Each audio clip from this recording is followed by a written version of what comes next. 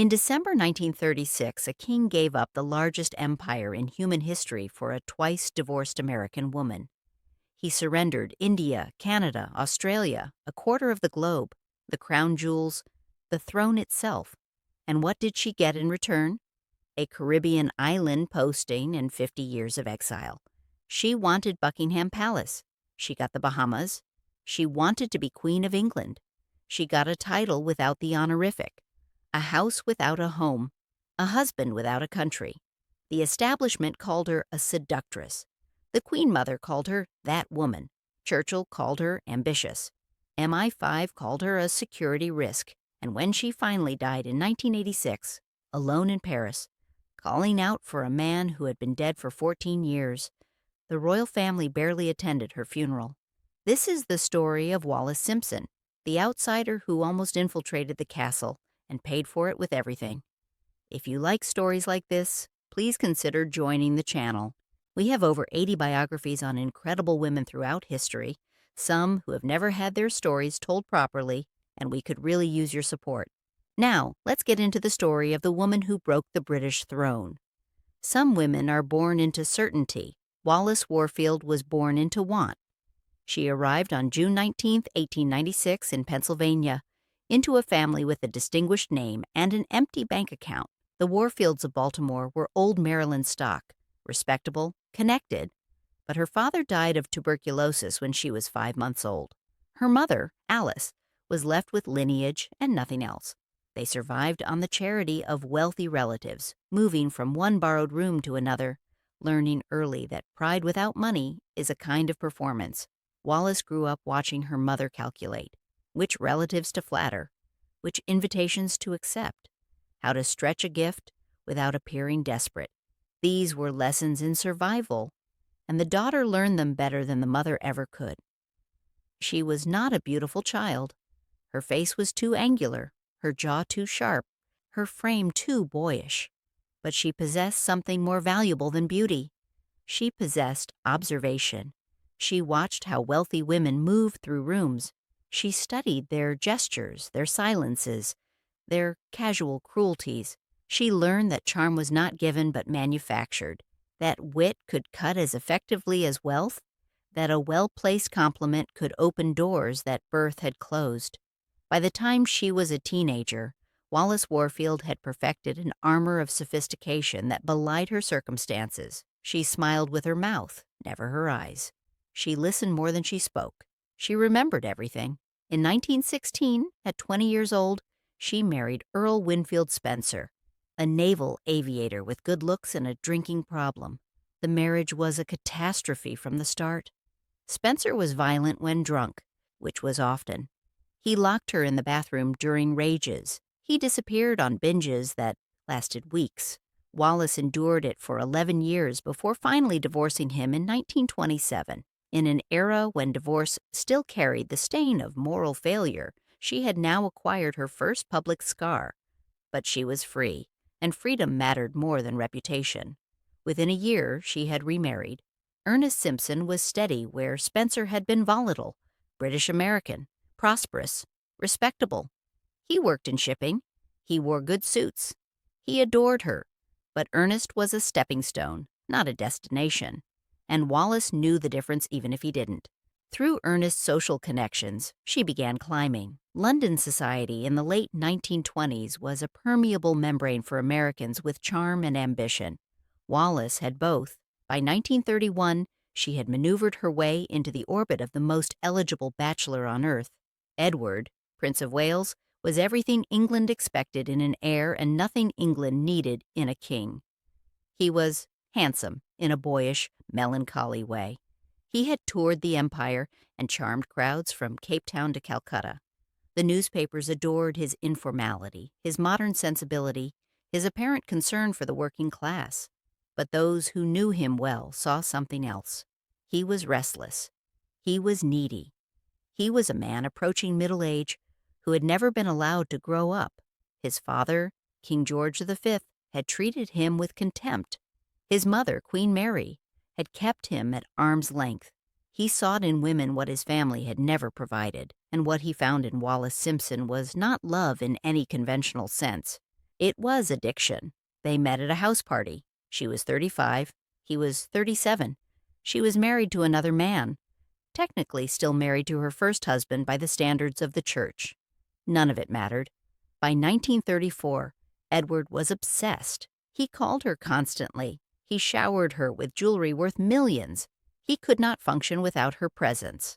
His staff watched in horror as the future king reduced himself to a suppliant. Wallis did not love him, not really, not in the consuming way he loved her. She loved what he represented. She loved the proximity to power, the cascade of emeralds, the transformation from dependent niece to desired woman. When she looked in the mirror, she finally saw someone who mattered. The British establishment saw something else entirely. They saw an American. They saw a divorce. They saw a woman of no family, no title, no lineage. They saw the end of everything they had built. Prime Minister Stanley Baldwin began to maneuver almost from the moment the affair became known to insiders. The press maintained a voluntary blackout, that last gasp of deference before the modern age of scandal.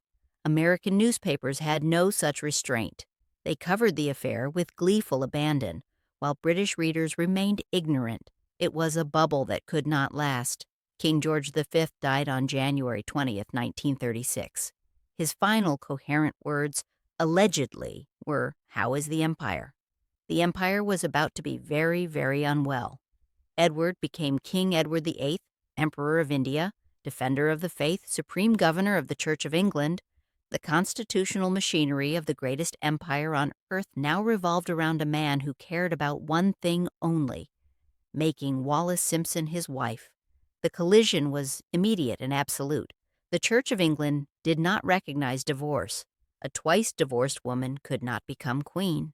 The Dominions, Canada, Australia, South Africa, New Zealand would not accept her. Baldwin presented Edward with the mathematics of his own destruction. He could give up Mrs. Simpson, marry her, and face parliamentary opposition that would collapse his government or abdicate. Edward chose love, or what he believed was love, or what he could not imagine living without. On December 10, 1936, Edward VIII signed the instrument of abdication.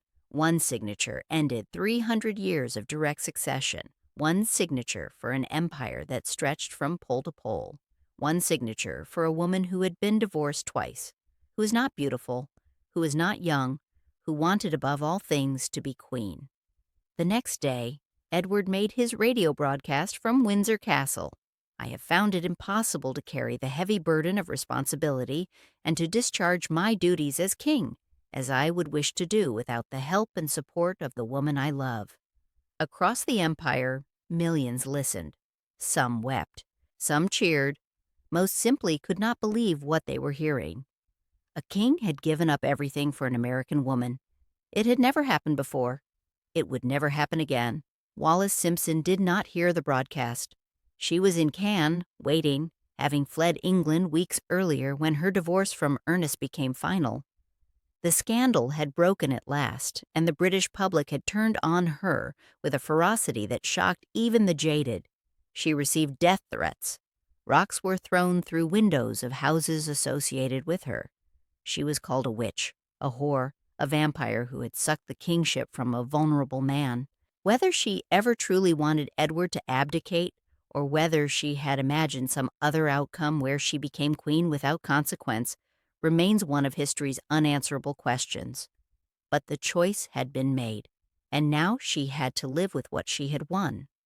They married on June 3, 1937, at the Château de Condé in France. Not a single member of the royal family attended.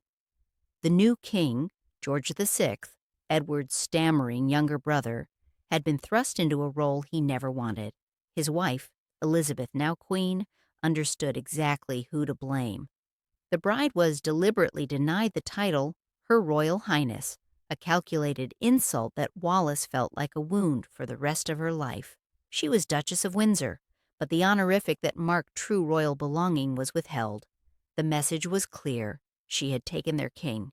They would never accept her as their equal. What followed hardened suspicion into something darker. In October 1937, 4 months after their wedding, the Duke and Duchess visited Nazi Germany. They met Adolf Hitler at Berchtesgaden. Photographs showed Edward giving what appeared to be a Nazi salute. He toured factories and labor camps, praising German efficiency, German order, German recovery. Wallis smiled beside him, perfectly coiffed amid the swastikas. The British government was horrified. The Duke claimed he was simply interested in housing for workers, in lessons that might benefit British industry. No one believed him. The suspicion, never proven but never extinguished, was that the Nazis saw in the former king a potential puppet, a man who might be restored to the throne after German victory. A king more compliant than his stubborn brother. When war came in September 1939, that suspicion became a security crisis. MI5 had been watching them. Their contacts were documented. Their conversations were analyzed. There were reports that Wallis had passed military information to the Germans through Italian intermediaries. There were suggestions that Edward held defeatist views, that he hoped for a negotiated peace. How much was true? How much was paranoid exaggeration by an establishment that had never forgiven the abdication remains classified to this day. But the government reached a firm conclusion. The Windsors were a liability. They could not be trusted anywhere near sensitive information. They had to be removed. In June 1940, after the fall of France, the Duke and Duchess fled across the Spanish border into Portugal. The chaos of the German advance had caught them in Paris. They abandoned their possessions and ran. In Lisbon, German agents made contact. There were proposals, overtures, suggestions that Edward might play a role in a future peace settlement. The British government, watching from London, decided the risk was unacceptable. Churchill himself intervened. The solution was elegant in its cruelty. The Duke of Windsor was appointed governor of the Bahamas. The Bahamas, a colonial backwater of sand and sun and social tedium. It was about as far from real power as the British Empire could manage while still maintaining a facade of respectability. Wallis had wanted Buckingham Palace. She got Nassau. She had imagined herself presiding over coronations, state dinners, the glittering machinery of imperial power. She got Government House, a modest residence in need of renovation, surrounded by ocean. They arrived in August 1940, while London burned under the Blitz, while her brother-in-law rallied a nation with borrowed Churchill speeches, while the fate of civilization hung in the balance. Wallis Simpson chose wallpaper. She threw herself into redecoration with a fury that suggested displacement. Government House was transformed. New furniture was imported at Crown expense during a war of rationing and sacrifice. She feuded with colonial officials who resented her pretensions. She clashed with local society who found her cold, calculating, imperious. Edward trudged through his ceremonial duties while Wallis complained endlessly about the heat, the isolation, the profound injustice of her circumstances. The establishment had won. They had taken everything that mattered and left her with an island. The governorship was not without incident. In July 1943, Sir Harry Oakes, one of the richest men in the Bahamas, was murdered in his bed under mysterious circumstances. He had been bludgeoned, his body partially burned, feathers scattered across the scene like some ritual desecration. The Duke personally supervised the investigation, bringing in detectives from Miami rather than Scotland Yard. The case was spectacularly bungled. Evidence was contaminated. A suspect was arrested, tried, and acquitted. The murder remains officially unsolved to this day. Rumors swirled of organized crime connections, of money laundering operations, of cover-ups at the highest levels. Whether Edward was complicit, incompetent, or simply unlucky, the scandal attached itself to the Windsors like another stain on an already soiled reputation. The war ended in 1945. The Windsors did not return to England. There was no role for them, no welcome, no forgiveness. George VI wanted nothing to do with the brother who had abandoned him to a burden that visibly shortened his life. The Queen, Elizabeth, referred to Wallis as that woman and ensured she would never be received at court.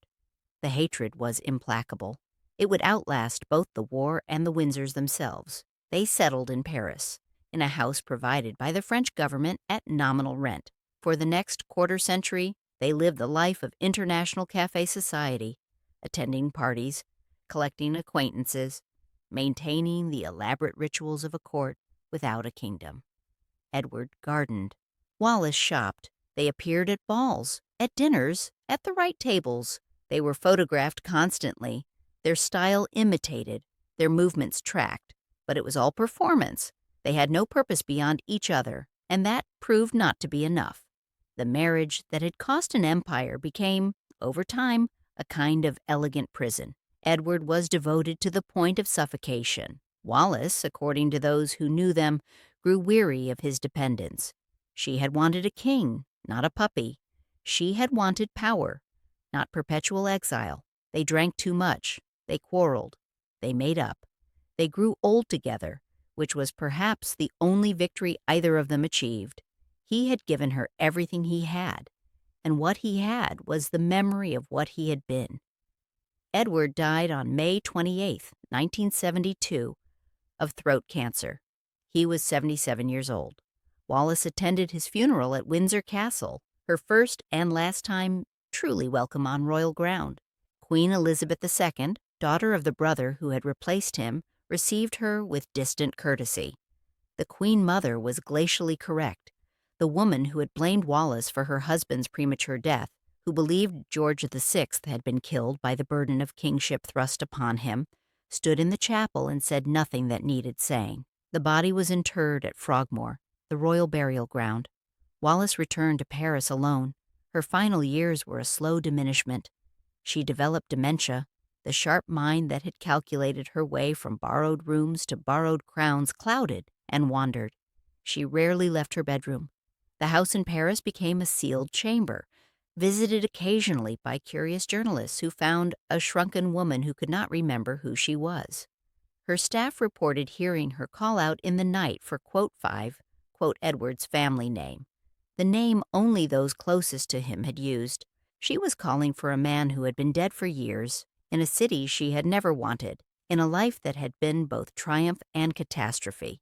Wallis Simpson died on April 24, 1986. She was 89 years old. She was buried beside Edward at Frogmore, reunited in death with the man who had given up an empire for her. The royal family attended in minimal numbers. The service was brief. The story, it seemed, was finally over. But history has a way of revising its verdicts. In 2016, Netflix premiered The Crown, a prestige drama about the British royal family that would become one of the most watched series in the world.